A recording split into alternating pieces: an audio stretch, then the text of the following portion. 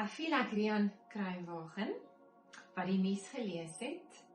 Ek is net baie mooier as hy. But this is the introduction to the Female Wellness Journey. Embark number 12, Indo-Fem. And the reason why it's looking different, and I've got a table here, is because besides the fact that this is one of my favorite journeys, and I developed this oil by myself alone for you, because I have a very deep journey when it comes to female wellness. This is going to be, besides that it's going to be a spiritual journey, it's going to be an empowering journey of knowledge. And this, ek het hom al vir julle gewys, this is my universiteitsboek.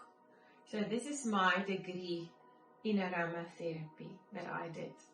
And we are going to do a lot of interesting exercises in this journey. And we are going to learn about the female reproductive system. And there's a lot of things that are going to be covered in this journey. And there's going to be a lot of empowering knowledge, and I'm going to give you a lot of tools. So this journey, number 12, Indo-Fem, feminine, Indo-Vans, Femwell, female wellness. I have chosen for the October journey because it is Breast Awareness Month. I do not accept the C word. I am going to talk about words and the power of words, but for me, I want to start today's journey to say welcome on the train. Welcome on the train with Aldila. We have met at station number 12, the Indo-Fem station. And we are talking female wellness. So when I sat, I thought, how can I make this exciting for all of us? And there's a part of me that you guys see on the camera, but I actually have no filter, for those who know me closely. And because I am extremely passionate about female health, female wellness, female care, I have decided to do this journey bietjie filterloos. So I went to study for a doula, and a doula is someone who supports the mother and the midwife emotionally in preparing for the birth of the child. And as I was driving to Hillbrow MOU, because that's where we studied, one of my colleagues is also on the train with me, when I would drive to Hillbrow to go and do my hours as a doula, I was driving in Johannesburg, and there were these, the lamppale, the poles, wat is 'n lamppal? Jy weet waar die lig mos nou brand. And there was a competition that they were hosting where you would bake cakes, and it was a big competition in Afrikaans. Nathaniel was part of the competition, and on every second lamp pole, there was a little billboard, like the boardkies when you have to vote for whoever. There was constantly a boardkie where they were advertising this competition. And the boardkie said, Nathaniel sê, jou koek kan van jou 'n ster maak. And as I was driving to the MOU, I was laughing all the way. Because remember, as a doula, I always say to my clients, ek het 'n verskriklike passie vir 'n koek. And we are going to be filterless in this journey. But ons gaan praat oor die belangrikheid, the importance of the southern hemisphere, en dat jou koek van jou 'n ster kan maak, as jy gaan luister wat ek vir jou vertel.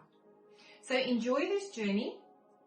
There's going to be words that I'm going to use. We are going to refer to the southern hemisphere, die suidelike halfrond. We are going to refer to the dance of the sheets, die laken dance. And we are going to address quite a few problems. One of the things that we are going to address is the emotional way we look at periods, female wellness, the emotional way we look at menopause, how we are not embracing the seasons of our lives. That's number one. Number two is, how did your mother introduce periods and the intimate act of the dance of the sheets to you? How did she teach you? How did you experience your first menstrual cycle? Was it traumatic? Were you prepared?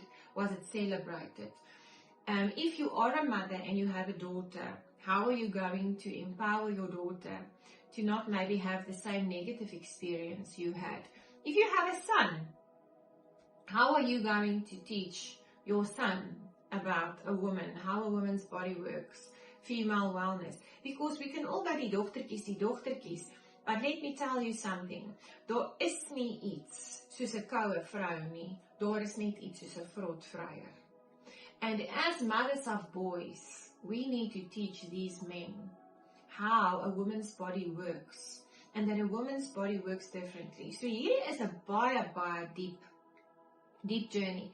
And yes, there is going to be a lot of deep discussions with regards to intimacy, sexual wellness, sexual empowerment, the intimate act, the dance of the sheets, your periods, the seasons of your life, embracing menopause, how to empower your children, understanding female wellness. And then I'm going to give you a lot of practical tools. So I'm going to teach you how to look after your southern hemisphere, how to keep her young, how to remain 10 years younger down there. Why are we so shy to talk about the southern hemisphere? Why are we as women so isolated when it comes to the female wellness issues? So even in my book, my university book, they took the reproductive system and they said conditions in the chapter include pregnancy, PMS, dysmenorrhea. Dysmenorrhea means painful periods. Amenorrhea means no periods. So you haven't had your period yet. You might be 16, 17, 18 and there's no period coming. Menopause, we all know what that is. That's a change of life. Endometriosis, that's severely painful periods. I'm going to teach all of you what this is. Thrush and cystitis. So it's interesting. This is what my handbook classified as the female reproductive system. Now what I'm going to do is I'm going to isolate pregnancy. I'm not going to include pregnancy in journey number 12 because pregnancy has its own embark. Pregnancy is the embark number 2 journey, the materna journey, which we will do separately. So before we start, if you want to become pregnant, if you plan to become pregnant, you should do this pregnancy wellness or pre-pregnancy wellness process with me, because in order for you to fall pregnant or to become pregnant, you have to have a southern hemisphere that can host a healthy pregnancy. And that's why this is so important to teach our daughters, to teach ourselves, to empower our bodies and to remain healthy, because if your reproductive area is healthy, that's your womanhood, that's your feminine essence, that's going to keep you healthy. So Endovance is not to be used when you are pregnant. So let's just make sure that we are all on the same path. If you are pregnant and you are using Endovance, you should stop and you should climb onto train or journey number 2, which is the materna. You will not miscarry or lose your baby. It's not dangerous. Nothing that I put into the oils is dangerous. But understanding that pregnancy is something completely different and it's a different journey than the female wellness journey. Okay, so I'm isolating pregnancy and I'm addressing all female ailments in this journey, and then I'm addressing how to look after yourself, and then I'm addressing the emotional and the psychological trauma that we as women have experienced in our southern hemisphere region. Enjoy this journey. Enjoy your oil.